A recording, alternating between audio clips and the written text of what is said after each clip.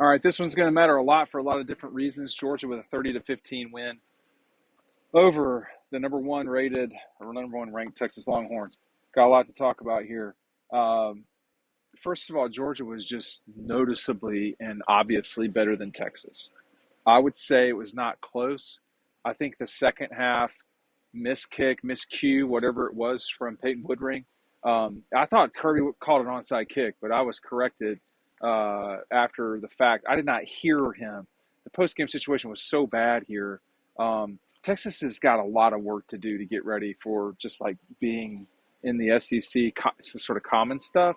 But I think that the crowd was outstanding and all that stuff. They just are not as good as Georgia right now. Now we'll see how it goes over time. You saw Quinn Ewers really struggle, and Arch Manning came in and had probably just as difficult a time as Quinn Ewers. I'll try to get to some of those. Uh, I don't immediately see the quarterbacks here, but yeah, no, I'm sorry. Here they are. So Arch was 3 for 6 for 19 yards. I mean, they were just harassing the quarter. Georgia had 7 sacks tonight. Ewers was 35 of 43 with an interception. Carson had 3 interceptions. He told us after the game that he's got to play better. Look, the one interception. Okay, let me just stick with the beginning here. So Georgia was clearly the better team in the first quarter, and you saw an interception. I think it was an interception from Carson. I can't remember every single play, but Georgia got off to a sort of a slow start versus what it sort of felt like that they were at. But Texas just could not move the ball at all, and it was bad news bears on that front. I mean, Texas they moved it a little bit, and then they went 3 and out, fumble, 3 and out, -7 yards, interception, 3 and out, 23 yards. They move it, and then they move it again. And this is still the second in the first half, and then they move it five plays and fumble it. It was about as bad an offensive performance as I've seen in a while. So for Texas in the first quarter, they had 14 plays for 20 yards. In the second quarter, they had 20 plays for 18 yards. They had fewer yards than plays. I mean, it was bad, man. And like Georgia got up 23-0, and then the miscue or whatever it was at the beginning of the second half really sparked Texas. This crowd was pretty good. It wasn't. I've seen better, but it was really good. Like it was a very good crowd. Bevo really smells awful, I have to say. My mother grew up on a farm, so it's not exactly my first time being around livestock, but you forget how bad they smell. And that animal being on the sideline was rough. And then Texas sort of got going with 115 yards in the third, and in the fourth, Texas still had 106 yards, but they simply could not get done what they needed to get to do, which was score. I mean, think about if that pass interference remains where it was. The officiating tonight was just not good. Let's just say what it was. I mean, I don't understand how. Well, there's two things. First of all, if you've got the pass interference, okay, then identify it immediately on the offensive player, which did not happen. That was strange. And then secondly, after you're not doing that, go ahead and I don't know what we're doing here.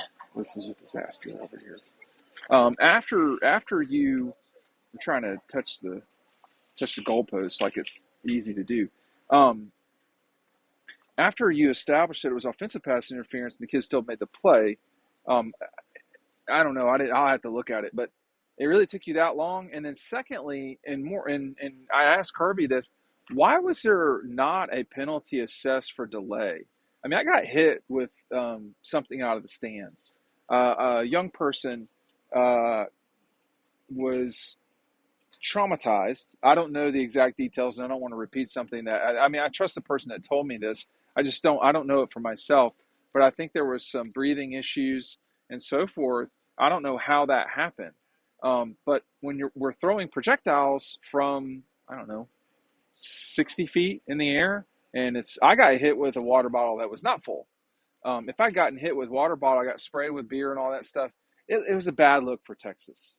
Like, if you are, hoity-toity and like you're this big deal, then what the hell are you throwing things at people for? I mean, I certainly could have gotten hurt, which I care about. And then secondly, all along, there's people from the SEC here. Greg Sankey was here tonight. There were other people from the league office here. And then you also have, I mean, like, there's cheerleaders on the sideline. You're throwing stuff and it's going to hurt people. And what good does it do? What good does it do? And I have no doubt that at some point in the future, Georgia people will be dumb enough to do this too. And it's stupid, period. But it showed just, and I think the one thing you can learn from it is all you got to do now is throw stuff and you're going to get a call reversed. So that was not handled well. And that official is the referee is one of their better referees. And like, that gave Texas a touchdown, if I'm not mistaken. But Carson does have to play better in terms of the turnovers. I mean, I don't, I, I it's so it can be two things at once. It can be that, man, he really plays well and is a damn dog sometimes. And then sometimes he just, it's not always there. Like, he was 23 or 41 tonight, 3 interceptions. That's just too many. Like, 2, okay, but 3 was too many. And he would tell you that. But I thought the moment he made that run to get the first down, that was huge. That was huge. Because this game was like teetering on. Is Texas going to come back into it and all this stuff? There was no confusion who the better team was tonight. You could see that in the first quarter. You could see it in the first quarter who the better team was. And, Peyton Woodring is a really good weapon for them. He just messed up that kick. I mean, what looked like an onside. I was like, why are they trying an onside kick? And I didn't realize it until I was corrected even after the press conference. The press conference setup was so bad. We didn't know where it was.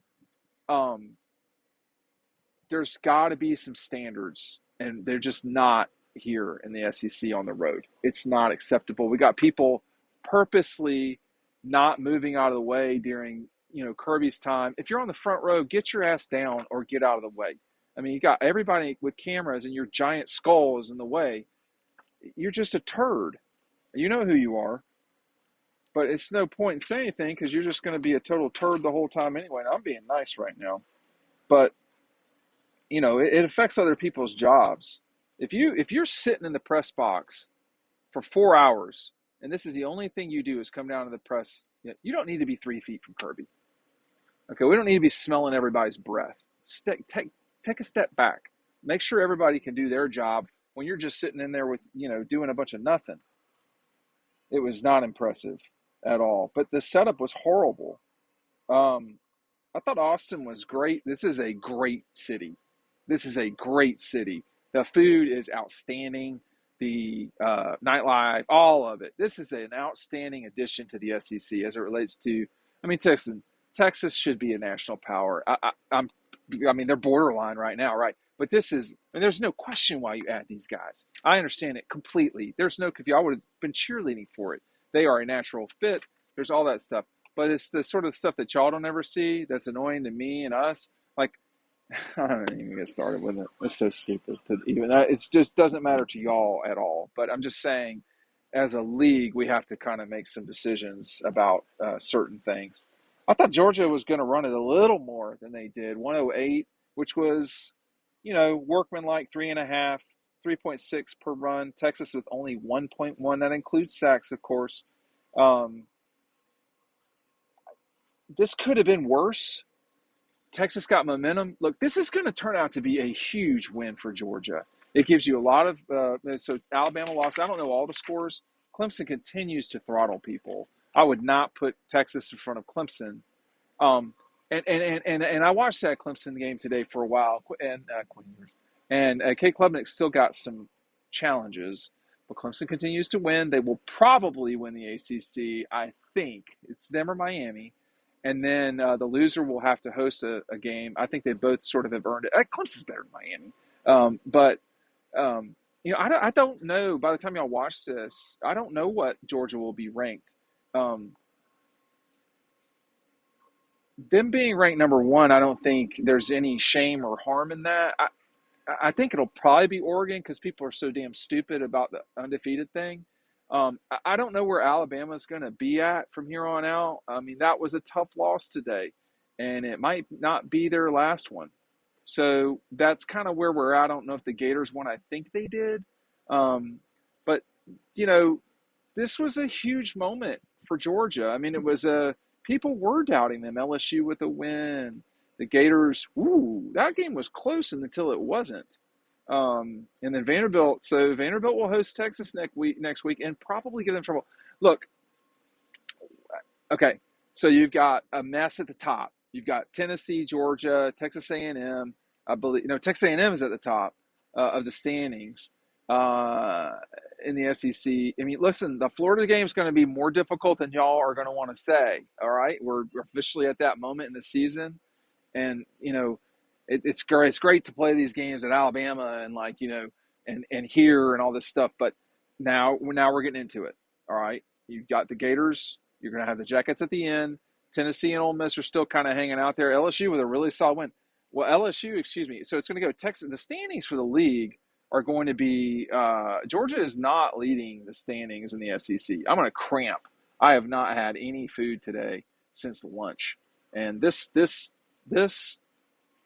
okay does not this glory does not run on lack of calories. We're going to have calories. So it's going to go A&M at 1, Texas at A&M at 1, LSU at 2, Georgia's at 3 because they've already played 5 conference games.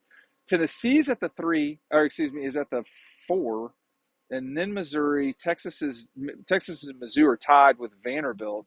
Alabama's in the middle of the league at 2-2 with Arkansas and the Gators. I mean, look, it's bad at Oklahoma. They're not good. And Mississippi State's not good either, but at least they fight. That was a tough and bad loss for Auburn today. So I've not been able to watch. Oregon looked good, but I think this is what Georgia is it's like they're still flawed. They have their issues. They're gonna have to run it better. I would not want to play BYU. I would not want to play out there. Like if you're Clemson or Miami, you get shipped out there. That's a tough assignment, bro. That is a tough assignment. Indiana looks good, but nobody looks like Georgia. Probably. I mean, when you think about the game at Alabama, at Texas, they played Clemson. They played a rivalry game. With Auburn, the Kentucky game is looking a lot more like an anomaly. I mean, here we are again tonight. You're playing the number one team in the country. You're scoring 30 points. You're not allowing more than 15. I mean, that's pretty good football. So I think just for some of us, getting from Dallas to Austin was a 5.5, 6 hour adventure that I would prefer not to repeat. But we'll just see how the night goes. And but I just can just say for me personally, I always enjoy these off weeks. They're outstanding. But Georgia's played. I'm not going to apologize for saying this, and I know and nobody watches like Kirby and they don't watch these, and that's fine. Or maybe they do. I don't know. They played the meat of their schedule. Now I know we're not allowed to talk. They're not allowed to talk like that. That's not their role. But my job is to be honest with y'all, and